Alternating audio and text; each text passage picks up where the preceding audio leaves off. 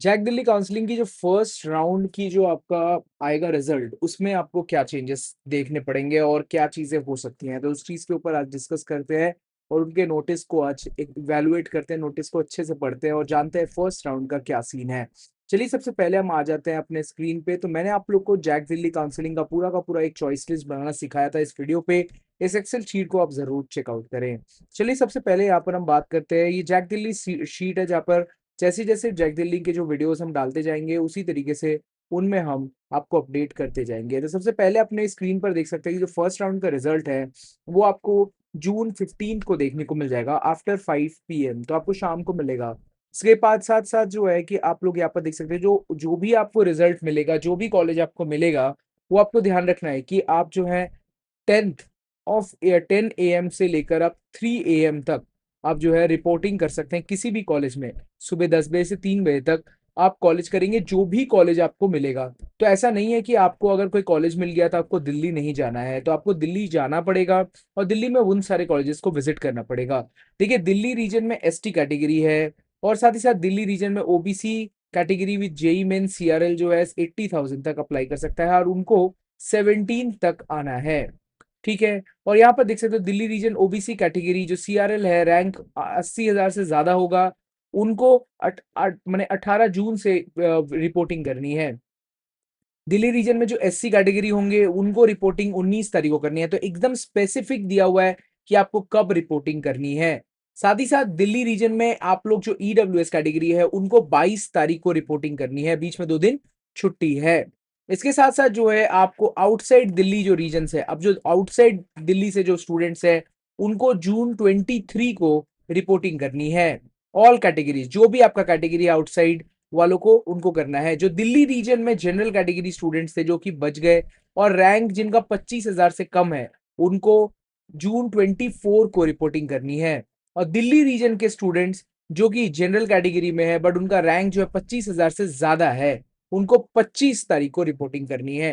तो स्पेसिफिक दे रखा है कि आप कौन से जो है कितना रैंक है आपका, उतने ही हिसाब से आप रिपोर्टिंग करेंगे। तो स्पेसिफिक डेट्स को जरूर ध्यान रखेंगे।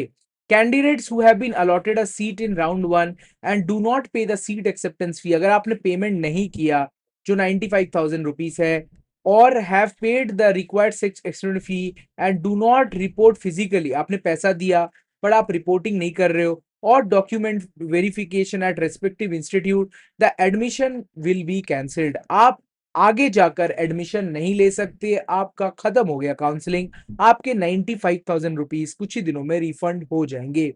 सीट फ्रीजिंग की बात करूं तो अगर कोई स्टूडेंट सीट को फ्रीज कर लेता है तो तभी फ्रीज करे जब आपने अपग्रेड करने का नहीं सोचा है, आपकी चॉइसेस अच्छी से नहीं है। तो इसलिए मैं कह रहा हूं चॉइस लिस्ट को बनाना सीखो, जिसको मैंने फ्री में भी सिखाया है और आप चाहे तो आप जो है हमारी काउंसलिंग असिस्टेंस ले सकते हैं। ध्यान रखेंगे ये एक ऐसा काउंसलिंग असिस्टेंस है जहां पर आपको पर्सनल लेवल पे मुझसे बात करने का मौका मिलता है और मैं आपके साथ गूगल मीट में बैठ के आपके साथ ही आपका चॉइस लिस्ट बनाऊंगा। JAC Delhi counselling 1-to-1 phone call assistance आपको मिलेगा यहाँ पर और आपको 24 आवर्स का सपोर्ट भी रहता है और ये सिर्फ 999 है और जहां पर मैं आपको हैंडल कर रहा हूँ कंप्लीटली।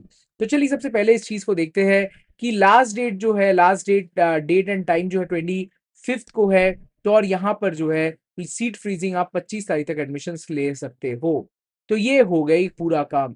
देखिए, विड्रॉल ऑफ एडमिशन, अगर आपने सोचा कि आपने जो है एडमिशन को ऑप्ट आउट करना है, opt this option and will be treated to withdrawn from the remaining rounds of counseling.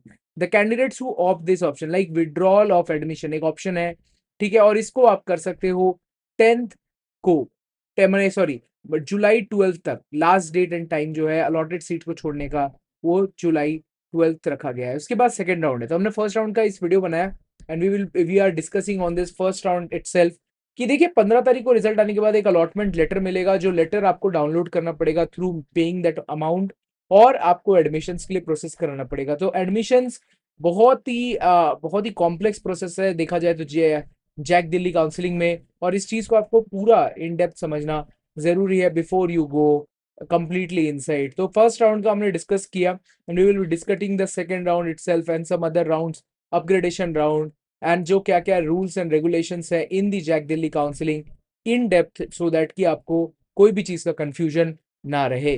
तो वीडियो पसंद आया तो वीडियो को लाइक कीजिए, चैनल को कीजिए सब्सक्राइब। तब तक हम लोग मिलते हैं नेक्स्ट वीडियो में, तब तक कहते हैं आपको अलविदा। बाय दोस्तों।